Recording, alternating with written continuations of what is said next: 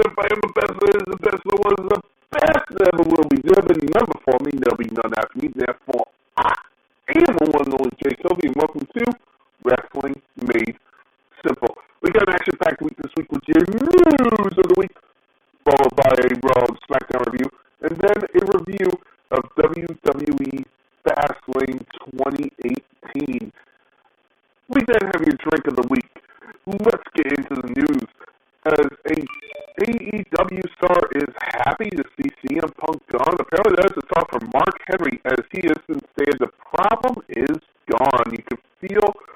You feel freely now to go and say what you like. There's no more complaining. This is actually a very good thing to see from Henry. It's clear to see that they clearly thought that someone was the problem when indeed they were. So that's good to see. A former Hall of Fame team is returning to WWE. Apparently the Dudley Boys have signed legend contracts with WWE. Most recently reuniting for the 1000th episode of Impact, I heard that Devon Dudley has been released from WWE. It had been all but confirmed. I guess he was just waiting to sign a new contract and see if he could bring his Dudley brother back with him, which he has. I can imagine seeing them both working as producers for WWE. It is very simple to see that on Wrestling Made Simple. Thought that one was a little funny. And Matt Riddle is in the news again, ladies and gentlemen. This guy cannot stay out of his own way. I don't like talking about people's personal life. But Matt Riddle has made himself a spectacle in the ring and out of the ring. He has accused a TSA worker in JFK Airport of sexual assault. Apparently Riddle was asked to leave the plane after he was causing a commotion. This is what the New York police say. And Riddle was basically asked to deboard the plane. And Riddle said the reason he was acting erratic was because this guy sexually harassed him. Matt, you gotta get help, brother. I really hope this guy does seek some assistance. I know he's been to rehab, and, you're not going to fix yourself unless you want to be fixed. It's 100% true. You're not ready to give up on anything until you're ready to give up on something. And I hope he finally reaches that point. I really do.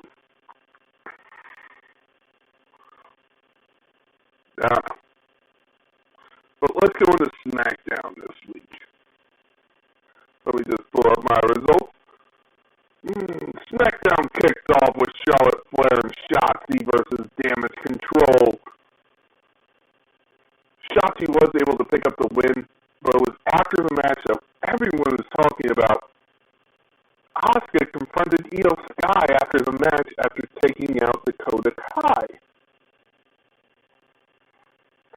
This is a match I would love to see anywhere. Please make this a pay-per-view main event. This deserves to be a pay-per-view main event. Io Sky versus Asuka. This would be an amazing match. We then get a backstage segment where Paul Heyman said that Jimmy Uso is in the bloodline unless Roman says no. Until then, Heyman told Jimmy to handle his business with AJ Styles, and he will handle business with the Tribal Chief.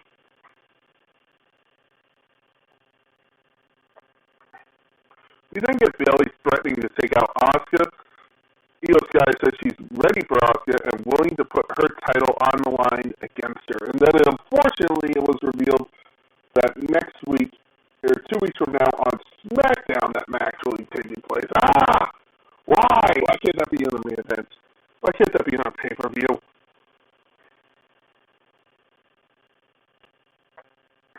You then get L.A. Knight, versus Austin Theory after L.A. Knight talks about being the Miz. He was interrupted hosted by Grayson Waller and Austin Theory, who talked about defeating the LWO last week. They said they'd be the greatest tag team of all time, and they challenged them to a match. LA Knight was able to pick up the win over Austin Theory. It was a very good match. I really enjoyed this. LA Knight really showing off why he's so good, and Austin Theory, people are calling him like a 90s style wrestler or even a 70s style. He's just doing a different kind of style that you're not used to. He's not jumping off the top rope. He's focusing more on mat wrestling than he is on technical wrestling. That's my opinion.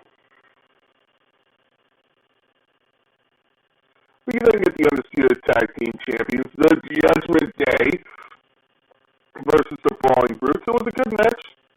Judgment Day came out on top. But after the match, Bobby Lashley and the Street Profits came out. Lashley agreed with Prince and said that the bloodline is crumbling, but it's going to be them who take over, not the Judgment Day. But I guess this team's official. Very cool.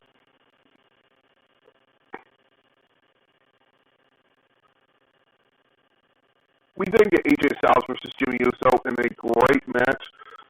The Judgment Day attack Styles. Damian Priest would throw Styles into the ring for Solo Sikoa.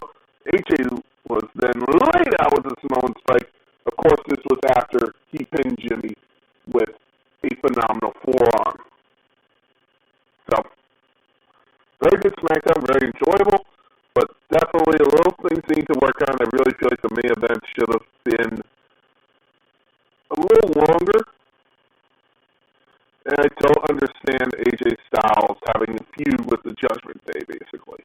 It feels like AJ Styles is the guy they just have feud with everyone at once, and they're shocked when he doesn't have like a WrestleMania thing.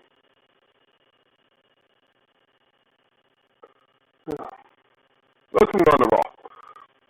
Raw kicked off with Kevin Owens telling Jey Uso that he has a long way to go to earn people's trust for everything he did in the Bloodline. The Judgment Day confronted them and invited Jey to join the faction. Jey then made it clear Kevin Owens, since Sami Zayn isn't there, he said he'll team up with Kevin Owens. Kevin Owens said, "Let's do it." He then had Jey super kick Dom in the face, led to a brawl. He then had tag team champions come out and face Kevin Owens and Jey Uso. Good match. Judgment Day would pick up the win. Jey accidentally hit a super kick on Kevin. Then would hit his finisher on Kevin Owens. 1, 2, 3. Jey apologized to Kevin after a match, but of course Kevin would not accept it. We then get the Miz versus Akira Tozawa in the throwaway match. It's kind of like just bring back what they had for the match with LA Knight. Alright, match. Miz picks up the win. We then get Gunther coming out to celebrate his longest ever reigning Intercontinental Champion. Gunther took a shot at the previous champions, said they contributed nothing and he alone has elevated the Intercontinental title. Chad Gable would come out and says, "I beat you once, I'm going to beat you again." We then get Drew McIntyre versus Xavier Woods.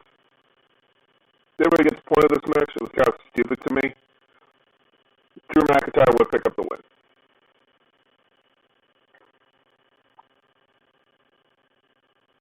We then get Cody Rhodes in the ring cutting a promo. Dominic and JD would come in to thank Cody Rhodes for bringing Jey Uso to Raw.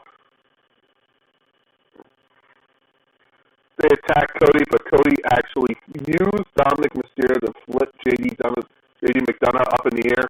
Hit a Cody cutter in a suit. Hit a crossroads in a suit. Undid his tie, undid his shirt, and then hit a crossroads on JD McDonough in suit pants. You know how hard it is to wrestle in suit pants? Just in less pain. This is an amazing athletic achievement. Bravo to Cody Rhodes. Bravo.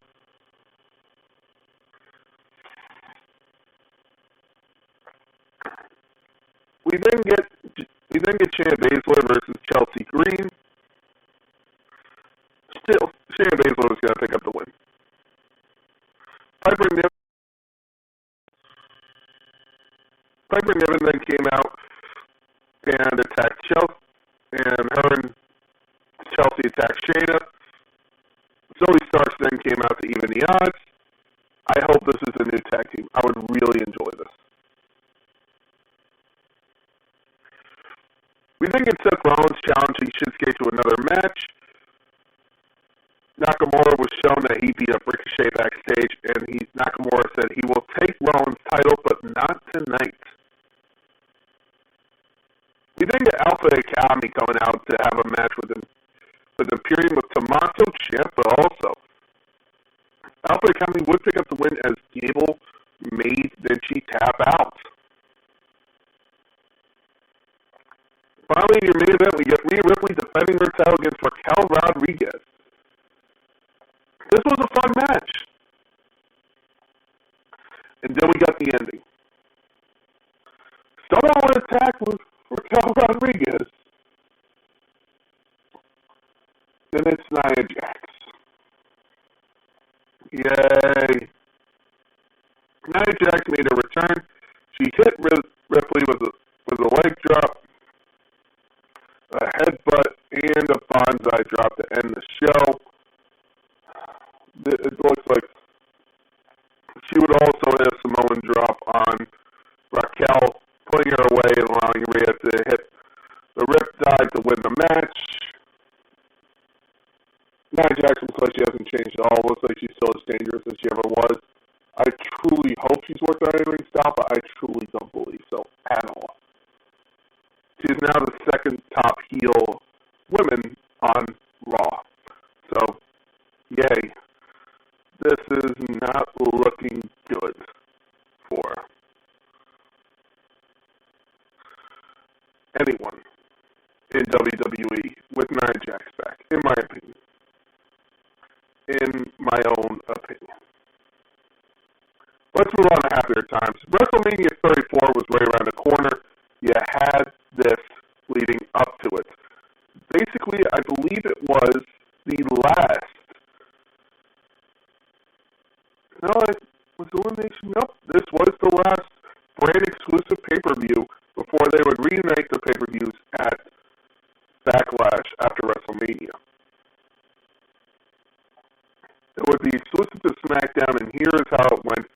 Coming to you from Columbus, Ohio, in the Nationwide Arena, you would have Breezango and Ty Dillinger take on Mojo Rawley, Chad Gable, and Shelton Benjamin in a six-man tag team match. This was actually a fun match I remember watching, and I remember really enjoying Breezango and Ty Dillinger's movesets here. That was fun. The 10 was very funny to see, and I really did enjoy this match. You then get Shinsuke Nakamura versus Rusev in a really kind of lead-up. Rusev had all the momentum here. I don't get why Shinsuke won.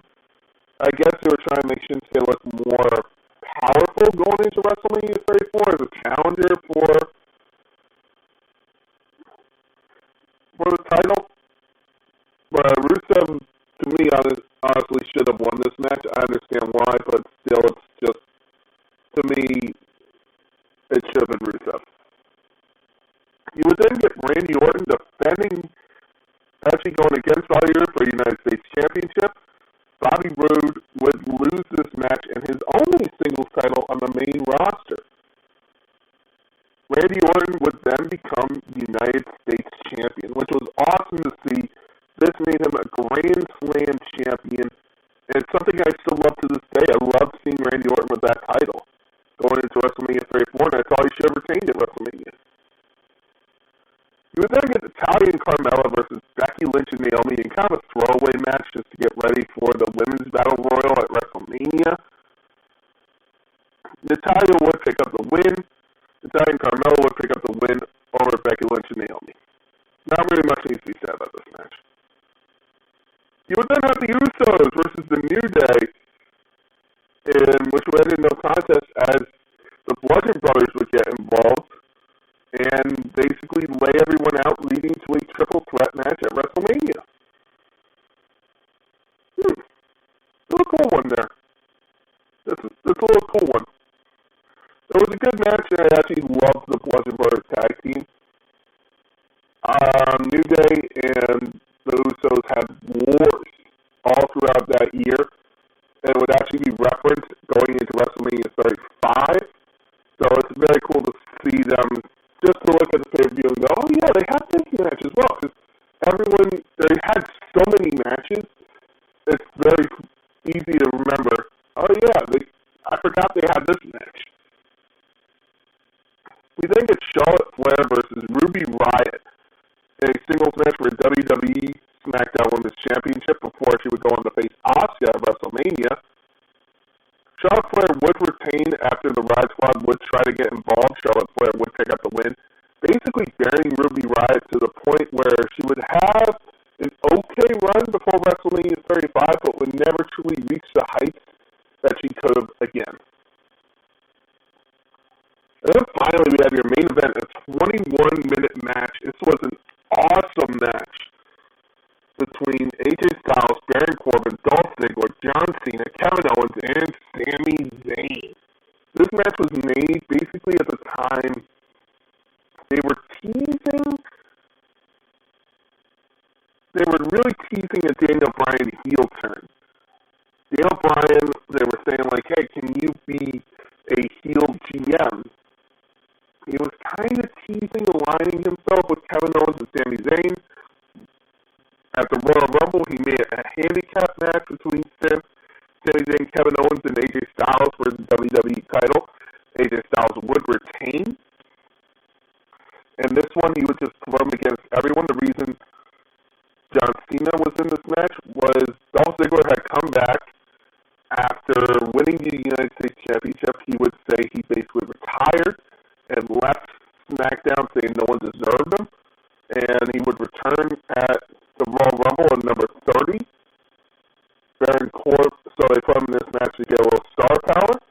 Baron Corbin was just a major heel on SmackDown, so they thought, hey, this could be a really cool way to get him a little more heat after he lost Money in the Bank.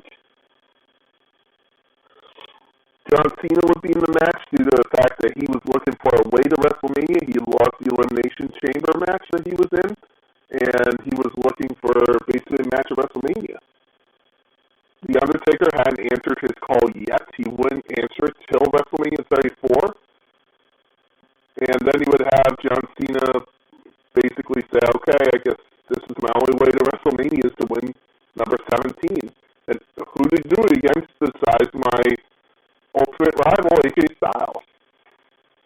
This would be a fun match. It would be a hard hitting event, but somehow, some way, the longest 21-minute match of the night, AJ Styles would pick up the win. AJ Styles would win this match and would go on to defend his title at WrestleMania against Shinsuke Nakamura. It was a great match, this one. If you're looking for a fun fastlane, this is one I would recommend. It's still got a couple stupid matches on it. Like, I do not like the women's match. I do not like the Rusev and Nakamura match. Even though these guys did have chemistry and would go on to have a great tag team going into WrestleMania 35, there's still a lot left to be desired from this match. It's my opinion. After this week, I could use a drink. How does the Fast and Furious cocktail sound as we go into Fastlane? 1 ounce rum, 1 ounce coconut rum, 1 ounce apple pucker, 1 ounce blue curacao, 1 ounce lemon lime soda, and water. Drop glowing ice cubes or normal ice cubes into a tall glass. Pour the rum, apple pucker, and coconut rum. Add more ice to the top of the glass. You're going to drop in some fresh blueberries, and a little lemon lime soda, and some sparkling water. Please drink responsibly. Do not drink and drive. Do not overconsume on alcohol. Do not drink alcohol if you are under 21 in the United States. Please drink responsibly. And now, everybody, it is time for the Baldroid of the Week. The Baldroid of the Week is very simple for me. I mentioned, and it is very simple. It is Nia Jax. In her first week back, she's already won something. The Baldroid of the Week. She looks as dangerous as she did when she came into WWE. She, to me, has not lost a step in her injury ways. I hope I'm wrong. I hope Nia Jax is way better than what I think she's going to be. But until then, Nia Jax, congratulations. Here's an award for you. Uh-oh. Ladies and gentlemen, before I go, yesterday it had been 22 years. I remember exactly where I was. Some idiots decided to terrorize the United States. Yeah, we were afraid for a few days. We didn't know what to do. But as Americans, we came together. We came back. We rebuilt. We fought back as Americans. And what they intended to do, divide us, they only unified us. Those men failed in what they attempted to do in destroying the United States. We have since gotten them. We have since came back as much as we can as a country. And at the time that we may feel as divided as ever, we need to remember what we have come from, what we have rose against. I watched it happen live. I was 4 years old. And I remember it to this day. I remember exactly what I was wearing. We will always come back. So as Ronald Reagan said best, peace is the highest aspiration of the American people. We will fight for it. We will negotiate for it. We will never surrender for it, now or ever. Stay strong. Hold your loved ones. Never forget what we lost on that day. Love your neighbors and love the people of America. Love your other citizens as if it was the day after 9/11 again. Love them because we have truly forgotten how to love each other since. And I think if we can, there'll be nothing stopping us anymore as a country from being a shining beacon once again. Thank you very much for listening. Have a great week in wrestling. I'll see you back next week with another Fastlane review. Thank you very much.